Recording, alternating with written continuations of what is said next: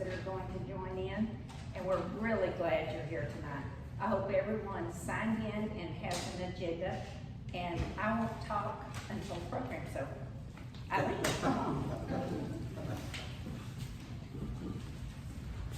All right, well, thank you everyone for coming tonight on such a hot evening as you brave the weather. Usually I'm only saying that in the winter as a Canadian. You brave the weather. I didn't realize I'd have to be saying that now that I live here in Texas. You brave the weather to come out. But so thank you for coming out tonight for this presentation. We, the building committee at the foundation, are so excited about having this master plan completed. One more step in the project. So we'll get started. I am recording this presentation. None of your faces will be on that. I've got it just on the screen. So anyway, we'll get started with the program, with the presentation.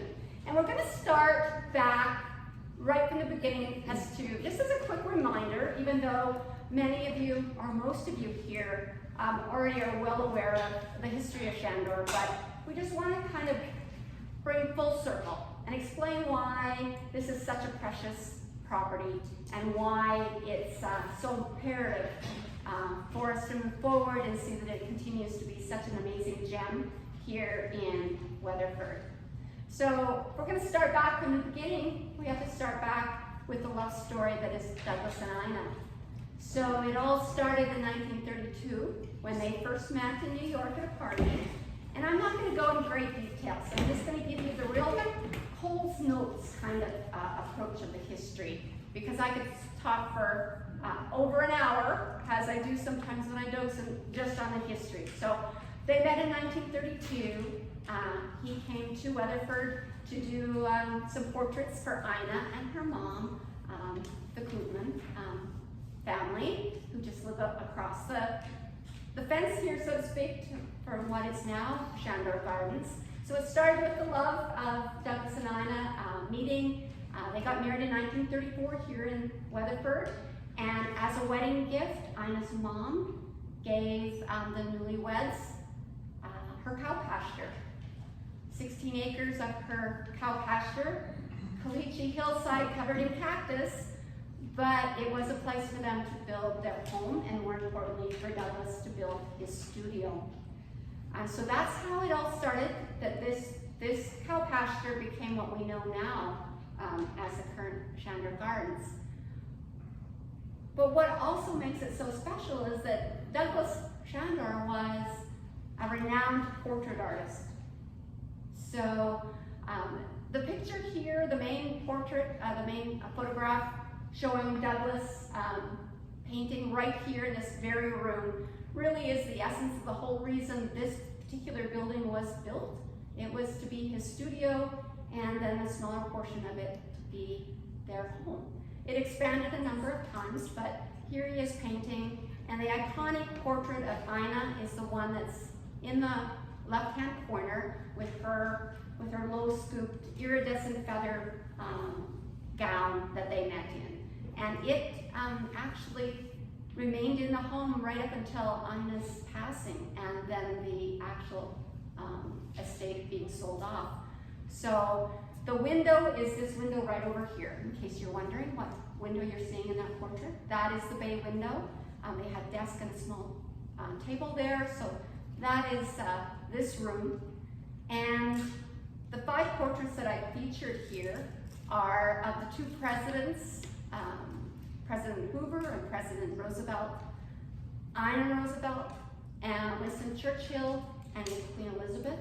So Douglas actually has 7 portraits hanging in Washington, D.C. 5 of them in the Smithsonian, 1 of them in the White House, which is Eleanor Roosevelt's, and the Queen's coronation portrait is hanging in the British Embassy in Washington, D.C. So that was the 7. So he's very prestigious when you think of the quantity of portraits he has hanging in Washington.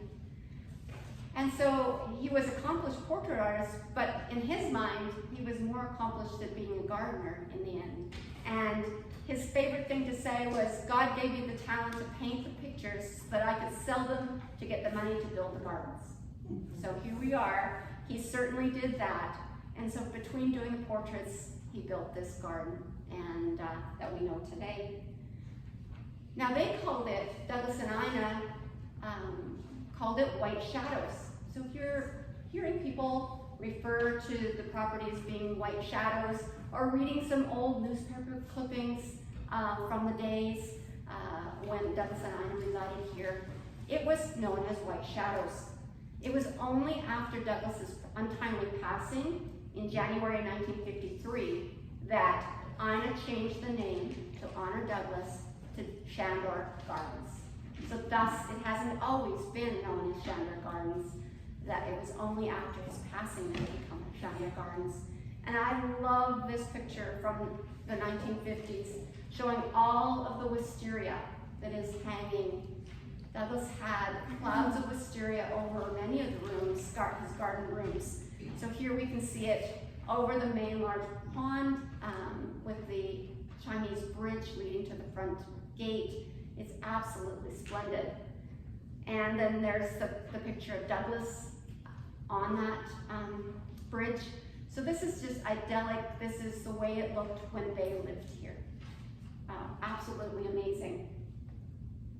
Unfortunately, it didn't remain that way. Douglas passed in 1953 at the age of 55. He didn't quite make 56 years of age. And then Ina didn't pass until 1978. She did keep the gardens open as best she could as a one-woman show and hired help when she needed it, but for the most part did a lot of the work herself, kept it open, and she passed in 78 at the age of 88. And they are both buried in the Greenwood Cemetery here in Weatherford. So in case you guys, for any of you that have drove by the front entrance of the Greenwood Cemetery, you are actually driving past Douglas and Ina's burial plots every time you pass the front of the Greenwood Cemetery. Their plots, they were both buried in the Cuteman plot, which is in the very northwest corner of the Greenwood Cemetery, so it's right along the road.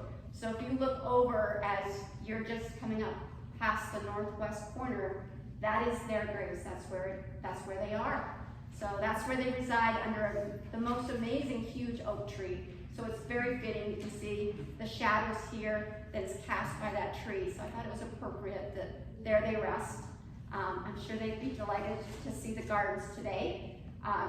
Not so much if they'd seen what happened in the interim between the time that the Ina's passing and the time that Chuck and Melody Bradford finally purchased it in 1994.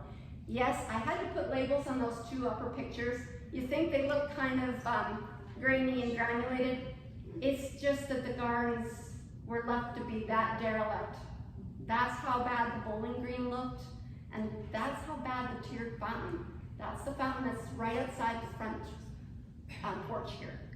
So where we see the tiered fountain, that's what you're viewing right now on the right side of the pictures. So they really did have to raise the phoenix from the ashes, so to speak.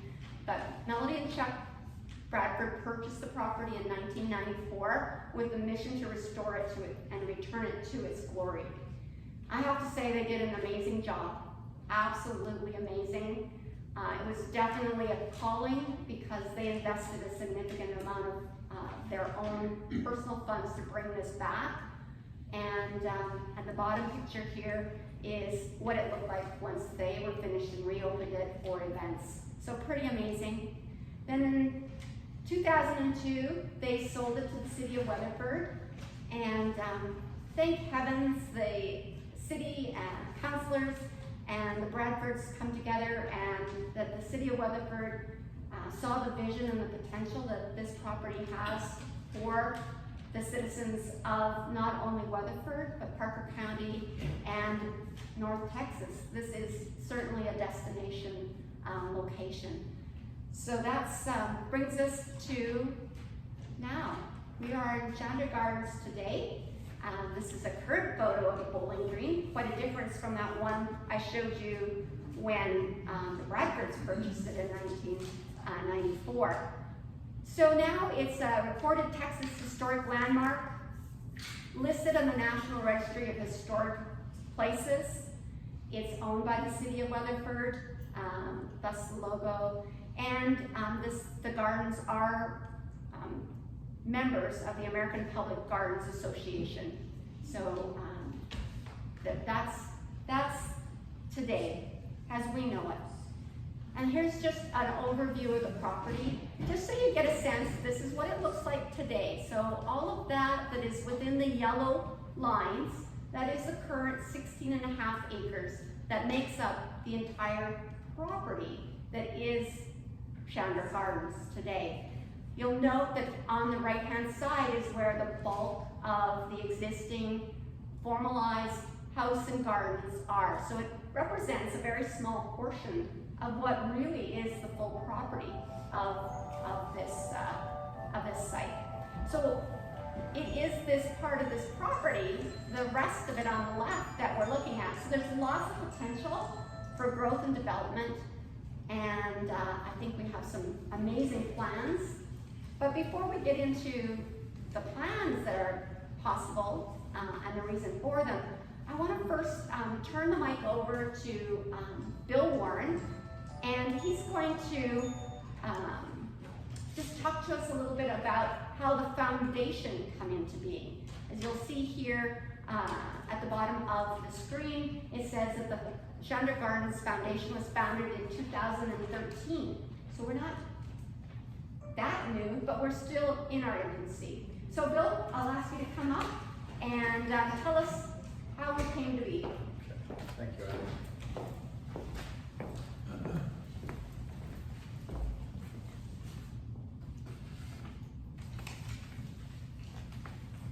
As Eileen said, the foundation had its beginnings in 2013. There were a group of about 10 or 12 of us that got together, and there had been talk at this time of developing this property for other purposes by members of the city council back then. It was like, well, what can we do to help preserve this property and to bring it to the recognition that it really deserves, because it is a huge asset for the city of Weatherford. It took a little time to get our Texas charter and to get the IRS income tax exemption, but we are now a 501c3, a private operating foundation. Of course, as part of all the process, you need to develop a mission statement and a vision statement, and I'm not going to read through all of this, but pretty much what it relates to is that we wanted to develop this garden in conjunction with the city of Weatherford to preserve the heritage of the gardens primarily. And the other thing was to take the load off of this house because it became apparent that this home was built as a private residence, not as a public facility. And so part of the plan here is to have a more public facility, obviously still to use this property, but to have a more public facility because of the limitations of the size of the property itself. And of course, we also wanted to remember Douglas Chandor being an Englishman, even though he became an American citizen, but we also wanted to honor what he had done in building this house and also in building these gardens. And I know there's a picture back there that I always love to refer to that Douglas painted, and a little letter in there to Joseph Pellick, who was the architect for this home. Mr. Pellick was a very well-known architect in Fort Worth, and he and Douglas were friends. And in the lower left-hand corner, the devil is in the details, and Douglas explained exactly what he was looking for in this house, but I'll let you read that. And the other part of this, well, as I mentioned earlier, is to preserve not only the heritage of this beautiful, beautiful property, but to allow it to become part of the cultural and artistic heritage of Douglas Chandor. As Eileen mentioned, I'm losing my train of thought here. He talked about sort of the opposite of Monet, Monet built his gardens to paint them, and Douglas painted to build his garden.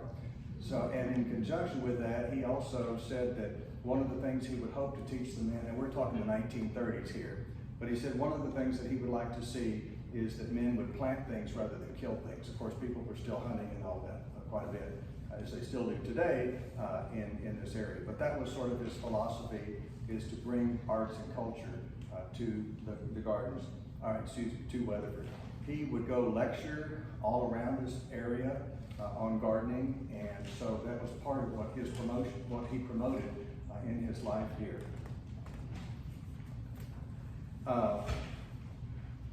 This is sort of redundant, but this just is an overview of our tagline and our status and how to get in contact with us. I'd like to present, of course y'all have met Eileen already, and Larry Eubank here, and I think that's all of the officers we have here tonight. But these are our current board of director members. Melody Bradford is still our chairman emeritus. Her husband did pass away several years ago. In fact, his funeral was held here in this room. But these are the folks that are currently our board members. Some people want to have some idea of, Darlene mentioned this, about the relationship of the foundation and the Friends. The Friends is a division of Chandor Gardens Foundation, which means that they also share in the tax exemption of the board, of the foundation itself. And of course, Eileen is double duty, not only as the president of the board, but also the marketing and communications person for the Friends. Ann Gear, who unfortunately is not able to join us tonight, she is the membership chair, and she works directly with the Friends also. And Carol Peterson, who is out of town, she also works with the Friends in any programming sense. And we also have a building committee, which has been the interface between our architectural firm, which I'll get into, which Larry will get into a little bit later here, that consists of Mr. Eubank and Elizabeth Lawrence, Eileen Leslie, Cliff McKenzie, myself, and Jacob. If you want to stand up here, Jacob Kirkpatrick is now the director of Parks and Recreation for the city of Weatherford. Recently, I think you said yesterday was your first day? Yesterday was his first day, so you're getting to see him live first of everybody here. But he has also been very intimately involved in the discussions with our architectural firm and in communicating that information back to the city overall. And we appreciate that, Jacob. Thank you. Of course, we wanted to look at Chandor Gardens in a way that would honor Douglas Chandor's artistic vision. Is when I do docent tours here, I do remind people that this is an artist's garden. It's not a garden by somebody who has that in his background and in their training. So when you look at this garden, you have to think of it through an artist's eyes, not necessarily through a professional garden building eyes. The garden even today already serves a number of examples of quality of life in Weatherford. It's a boutique display garden, obviously. It's a meeting facilities, and I know a lot of you have been to a number of our programs here, and there have been other city programs throughout the gardens and in this room. And then it's also a center for arts and culture. We have had artists from around the world perform here, and we've had some speakers that have been very interesting in their own right that have come here also. The limiting factors of the current facility, again, I want to remind you that it was built as a private residence, not as a public facility. But first of all, there's no welcoming center, there's no focus of entrance to the gardens. And I know Alex has already been around tonight because I mentioned to her about all the cars over here, and she would really, I haven't seen that many people come in through here. So she goes, wanders the garden to see if there are people out there that she didn't know that were here. So, and there, because of the size of the facility, there's no really location for retail space, and there's limited parking. We only have 42 spaces available out here at the moment. And then the maintenance center being right in the middle of the parking lot also is not an efficient way of utilizing the space. As part of a meeting facility, again, the parking is a limitation because of that. And I know when there have been large events here, the parking goes down the street, almost to Cherry Park sometimes, depending upon how active or how large the event is here.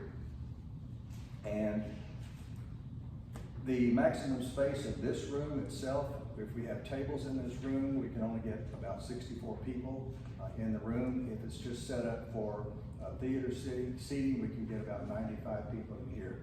So that's space limitation is part of the challenge of what we face here. And then, as I mentioned earlier, just having that many people in this room, and we've already had tap dancing on the floors and that kind of things that have caused some damage to the building just because of its limitation on the ability of what it can be used. And then most of all, the lease developed of this, we haven't really fleshed all of this out completely at this point, just because we're focusing on the first two aspects of this. As Eileen showed a little earlier, do I have a slide number? Yes, I see it. This is the layout of the Chandor property itself. Why it has these funny little curves in it, I'm not really sure, but obviously the over here on the, yes, I can. This is the entrance to the garden off of Lee Street right now. This is the old former entrance from the Simmons Street. So this is the home where we are right now. So you see that the outline of the property has these funny little jigs and jogs, and I don't know what this represents, but that is part of the original Chandor property. So that is the larger view of what it is that we're looking at when we talk about developing the gardens consistent with Douglas Chandor's vision. And let's see. I think this is where, so this is a little bit about the background of the steps that we've gone through so far in the planning and the design process. We had an initial, back in 2016, we had signed a contract with Benner Bennett, back then was the name of the architectural firm, to lay out a conceptual plan. And a conceptual plan is just ideas of what we would like to see what we would like to see. It's not anything that's final, or definitely not anything permanent that we would look at. The master plan, which we have just completed, is a document to provide a better framework for the best use and highest potential for the future here. And it includes a detail of it, and that's part of what you see in these display charts around here, and what Mr. Eubank is going to be showing here in a minute. We still have a design development phase to go through, and then on into the engineering phase that will produce something that a contractor can take to fruition. And with that, Larry, I'll turn it over to you. No, I'm sorry. That's the concept. Oh, I'm sorry. This is the original concept plan. As I mentioned earlier, this was just ideas that we threw out initially that Benner Bennett put into a plan. We had talked originally about having some sort of a water feature in here. This was where one of the large event space was going to be. We had talked about even having a restaurant here at one point in time. This was I call it a dock out in the middle of the lake for that. Anyway, these were ideas that we first started talking about as to how we could use this space. There is about a 60-foot drop from the house where we are to this area over here. So we have quite a bit of vertical space to deal with too. So it was how to best fit buildings and the functions that we saw that we would like to have in here initially to the space that we had. So with that, I will turn it over to Mr. Eubank.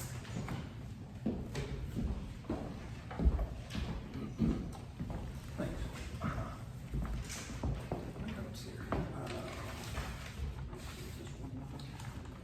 It's just down there.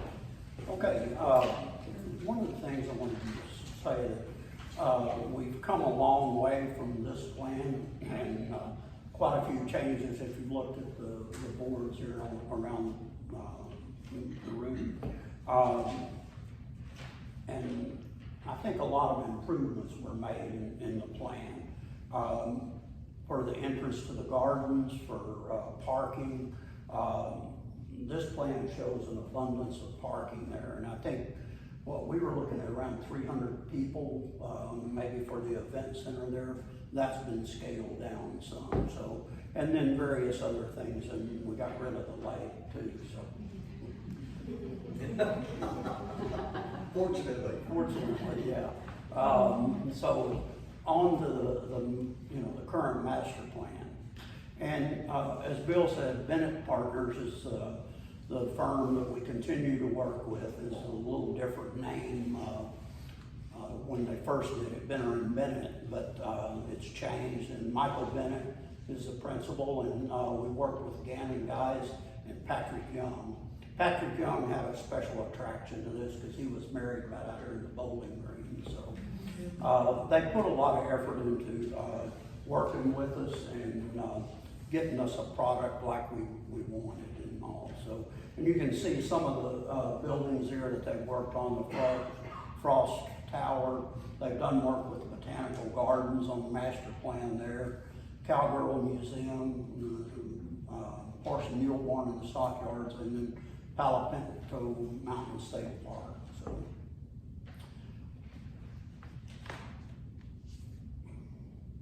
Okay, so here is the Oh, you should mention too, go back to the three. So this was our team, and Michael Bennett lives in a pellet home. Yes. So a pellet home. So this is a pellet designed. This building that we're in right now is designed by Joseph Pellet. Joseph Pellet, the architect.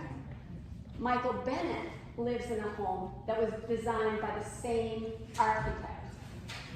So he has a passion for Chandor Gardens for that reason, because he too lives, and being an architect himself and multi-award winning, his firm is multi-award winning. He has such an affiliation and appreciation for what Joseph Pellet did here for Douglas. So that's one of the reasons they are so eager, and they themselves are so in tune. And Patrick Young has, as Larry said, was married here, and Patrick actually lives in Parker County. So he lives in Annetta. So he is a Parker County resident. So he has a double interest in the gardens. So that was just some background as to why we were able to get, on our meager nonprofit budget, we were able to get such a prestigious architectural firm to work with us and give us a fairly decent price to enable us to be able to do these types of master plans, because as you can see by what they've done, they are amazing at what they do. So we're not working with just any old architects. They are the best of the best that Fort Worth and probably anywhere in the U.S. can offer right now. So sorry for overriding you in there, but I just wanted to just stress how important it is who we're working with. Okay, so when the building committee has been together for quite a while, and we had to go through COVID and took us a little bit longer to get things done, but we really started in earnest on this plan in, earlier in 2021. And just got the final product at the end of June, I guess, and started doing the presentations. And again, it was a process to get to it, starting out with bigger buildings, more parking, and then in fine tuning all of the operations and everything, and the maintenance needs and everything like that. And especially want to give thanks to Jacob for his input from the city on things like the greenhouse and the maintenance building and things like that. So here you can see that the master plan showing all of the different features of it. You can see the existing trail that was just opened, in April. So that's there. You see the driveway coming in, and then these are all of the different functions on it, and I'll go through each one here individually. So, and moving into this is phase one. As Bill was saying, there was a lot of need for parking. If you've ever been up here to any of the big events and stuff, cars parked all the way up Lee Street. We need a lot of additional parking. So this will add up about 100 and, we'll get 163 total spaces with the 42. Next slide, next slide. Huh? Next slide. You're on the general slide, yeah. There. Oh, sorry. And then the next one, yeah. Okay, yeah, here we go. All right, so 121 new spaces and 42 existing ones gives us 163. The parking area was designed where you can travel around in a bus and go around and turn on, not have to turn around the old area where the big buses come in. And the parking is sort of camouflaged with landscape and trees in the center and around on the side. And there is, I think, also an additional part of the trail that may be added that goes through and around the parking area. So, with the parking phase, we're hoping that the city will do a lot of utility work, and some of that needs to be gotten in before the parking area is put down, so we get the parking and or get the power, sanitary systems, and domestic water would be brought in before that's laid down. And also, that's to be some dealing with the runoff and environmental issues and stormwater runoff. Okay, for the primary cost of the parking and lighting and site utilities would be a total of $662,350. And these are not exact numbers, and those could change some, but you can see the cost of each of the different phases, with the roadway and parking being the major thing. Power is a pretty big deal, and then site lighting, you want it lighted up where people can get around with safety and all. And then the domestic water too. So there could be additional cost with general conditions, and also if you've done any building lately, escalation of materials and things like that. So phase two, the new maintenance building. That would be moved from existing space over to the west property line. And we developed a maintenance building, and within that is offices and restrooms and storage area for the different equipment and supplies and things that are needed. Also, you'll see in the dotted area there to the top of the screen, material laydown area for just plants, soil, gravel, anything that's needed. They'll have room for that there. And this would be adjacent to the existing greenhouse. Again, you can, in the driveway there, you can see the turning radiuses of the buses as they're going into the parking area. Okay, this is a plan of the maintenance building. A large shop for equipment and working on things, the office, a restroom, and then there's a covered area outside on two sides there that would be used as either parking equipment or just various other things to help protect materials and things. And total square footage of that would be for the building would be 1,200 square feet, and then the area on the roof would be 1945. This is an elevation of the building perspective view. I think the building would be made out of metal siding and standing seam metal roof with wooden columns and roll-up doors for getting equipment in and out. Cost for that would be, the building would be $266,809. Build out and finish out would be $32,522. Site work, $174,186 for a total of $473,517, and a total square footage of 2,184. Again, with add-ons and contingencies and stuff would be more than that. And then we go to the Welcome Center, which the Welcome Center is one of the major aspects of this plan that we developed at the recommendation of a consultant, Rick Daly, who does a lot of work with Botanical Garden and has done things with Footworth Botanical Garden and various other ones all over the country. There's no sort of gate to the gardens or no entranceway. So the Welcome Center is designed to create that and give a place for people to go to. And you can see here it'll be sitting, adjacent to the walkways into the garden. Let's see, the 43 parking spaces are there, will be in there, that'll be left.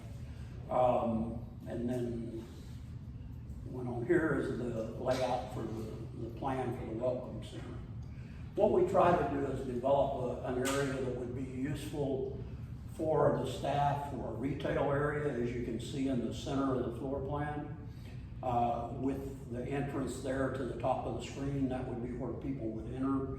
There would be a place to collect the entrance fees and also other saleable items that used to be in the office area in the house. So, along with the retail area on the left side, as you're looking at it, would be a couple of offices.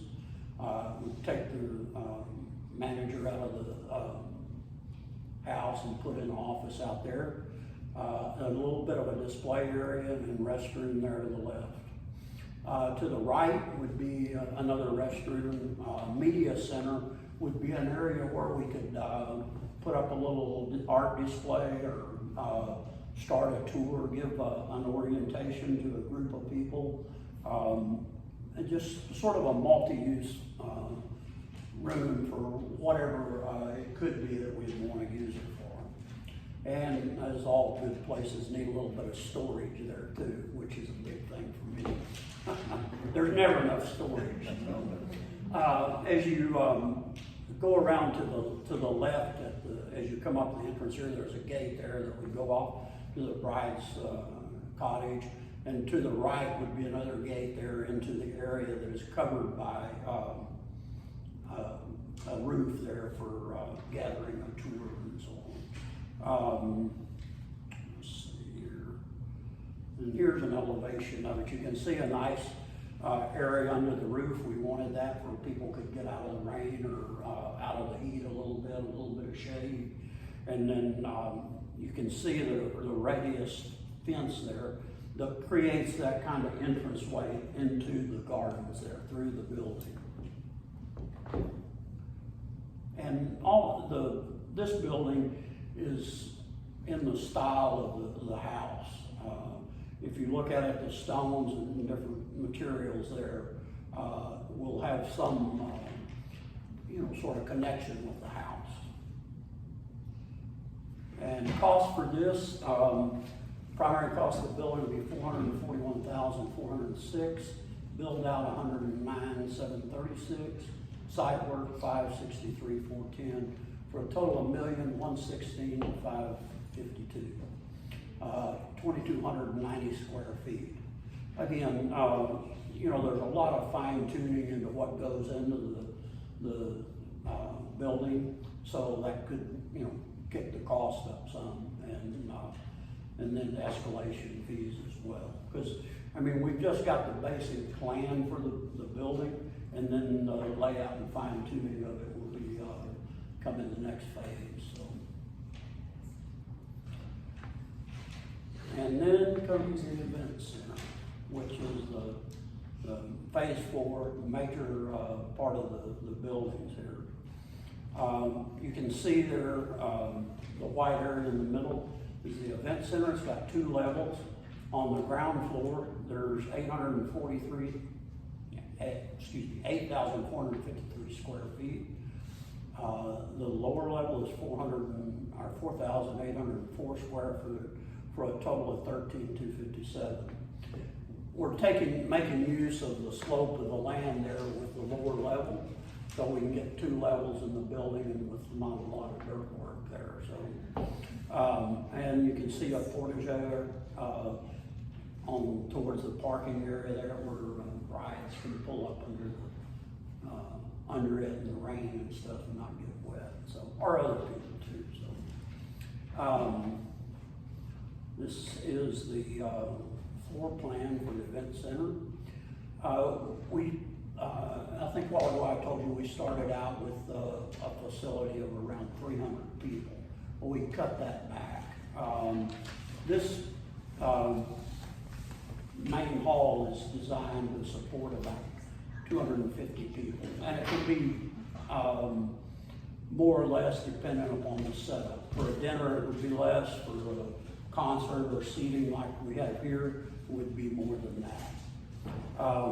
It has a pre-function area where people can enter. You could have a greeting table there for an event, maybe a buffet or whatever, and use that for. There's a coat closet and an elevator to go down to the lower level, and then a kitchen to the lower part of the screen there. To the right of the kitchen there is a loading dock area for bringing equipment in. There will be a green room for if we have performances with artists or a play or something where you need a place for people to change. A green room with a restroom, and then next to it would be the flex storage for all the different things that need to be tables and chairs and various other equipment. In the center there above the hall, you'll see a little dotted line.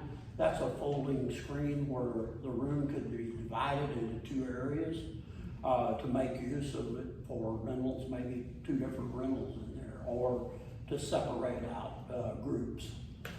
And to the left of the hall there, you'll see a little dotted line, and that's a proposed sort of balcony area around above that area. And that has to be kind of fine-tuned a little bit more. It was a thing we kind of threw in as nice to have, and I know Bill especially liked it, and Eileen as well. So that'll get vetted more during the next phase. And then also there's deck around the at that level there, at the ground floor level. Quite a bit of deck, in fact. Let's see, what are we at here? That's too small, I can't. It's a little over 5,000. 5,000 square feet, I think, of deck. And going to the lower level, again, we wanted to design in more rooms that could be rented out, maybe smaller places for a smaller meeting or maybe even an artist studio or something where they could do a workshop and different things there. So you have a big studio to the top there with entrances from the common area or circulation area, and then there'll be exits out onto the grounds or patio to the right there. Also, there are mechanical areas down there, the restrooms, and the two smaller studios or flex spaces, and then storage, and then a pre-function area as well. This is the main entrance of the west view of the event center, which I think they did a fabulous job on this. I mean, it's amazing. I think right before we saw this, we had a sort of a different plan that they had presented and that we didn't really like. And so we kind of said, well, you want something a little different, more sort of refined. And then when we saw this, man, you nailed it. Again, it's in the style with the stones and the windows and things like the house here. So I think it's just an absolute beautiful front entrance there. So the back entrance or the back view, you can see the deck all around on two sides there. And then the area underneath that deck where there could be tables set up out there for events, for dinners maybe, small dinners or something, or area for workshops for kids to come out and work on artwork and different things like that. All kinds of functions there. And I think that was another thing we were really pleased with, is that area. Also, you see the two grand stairways there. Bill had a desire for grand stairways, so that got incorporated. Again, we've got the dormers, and again, sort of in the style of this house as well. Not exactly, but just to be compatible with it. Cost of this, a little bit more than the others. You're looking at 13,257 square feet. And the building itself would be $2,537,288. Build out $645,796. Site work $985,219 for a total of $4,168,303. Bargain at twice the price. Excuse me? Bargain at twice the price. Yeah, exactly. Exactly, I like the way you did it. So, let's see here, then, again, could be additional cost, and we don't have all the fine tuning things in the event center that we need. A lot of equipment and audio visual stuff and various other things, and all. There won't be a kitchen per se. There'll be a catering kitchen where things can be warmed up and have spaces to do that, and tables and stuff to do prep work. Okay, then phase 5 would be amphitheater visual art studios and Hilltop Garden. Which you can see those areas here in the circles. The Hilltop Garden would be set off to the above the parking there, and with a nice little I can't think of the pergola or gazebo or something out there. And it takes advantage of the height of the terrain there, and where you can see out over the other area. And then phase 5 would be the amphitheater, which I don't know, we haven't tied down how much the amphitheater would seat. But again, I think it'd be a nice area for a small concert, maybe even rent it out for weddings if somebody wanted to do one out there. And again, that would be future planning. And then there's a future phase 2 to go out and connect the parking to Dublet Street to the northwest there. You can see the blue line going out that way, and that is down the road somewhere if the city chooses to do that. And then, let's see, were you gonna do this? Well, it's just general summary, you can do that. This is just a recap of the cost and Move to the next slide. You're on the cover page yet. oh, sorry, we got them both here. So, the expanded parking, 662, 350. Maintenance building, 473,517. Welcome center, 1,116,552. And the event center, 4,168,303, for a total of 6,420,722. Let's see, is there? And then, you wanna do this, or you want me to do this? Go. Expanded parking, was the highest priority, again, because of the, lack of parking now. That can be done and be used in the interim before, the other things are completed. And hopefully undertaken by the city, ideally in the next fiscal year. Maintenance building, a high priority to get it moved and out of the way, into the area against the west property line. Again, hopefully undertaken by the city, ideally in the next fiscal year at 18 months. Welcome center, high priority. Again, that creates that entrance area for the gardens, which is really important. And I think for the people doing tours and things too, it's an excellent place to gather the people for the tours and talk to them and give them your initial spiel before you take them out into the gardens. And they can kind of lounge around there too a little bit after they get back from the tour and maybe spend some money in the retail area. So you want them to go out through the retail area and then they can pick up something on the way. So, again, undertaken by the city with collaboration from the foundation, ideally in the next 2 years. And the event center, needed, but the first 3 phases are required first. A joint undertaking within the next 4 to 5 years. And that's, I mean, I think that's pretty good if we can accomplish all of that in these next few years. So, okay.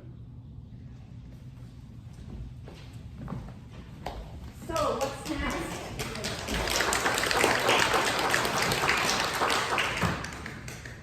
Before we move into what's next, and I call up Jacob, what are your thoughts?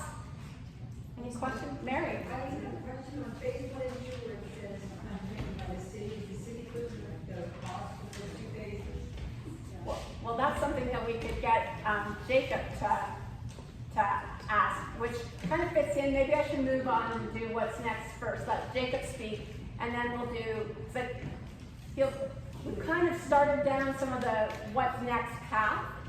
So I am going to, because the timeliness of the master plan for Chandor Gardens ties in beautifully with the fact that the city is undertaking their own 10-year master plan initiative with a consulting firm. And so I'm going to turn it over to Jacob, who was introduced earlier. He is our new director of parks. He was the assistant director, so we've been working with him very, very closely, as both Bill and Larry mentioned. I work with Jacob a lot.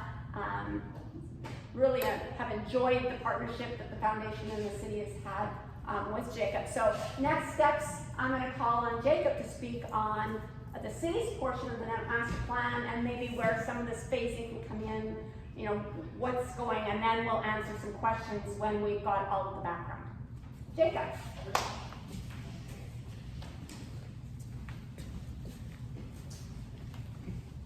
All right, thank you, Eileen.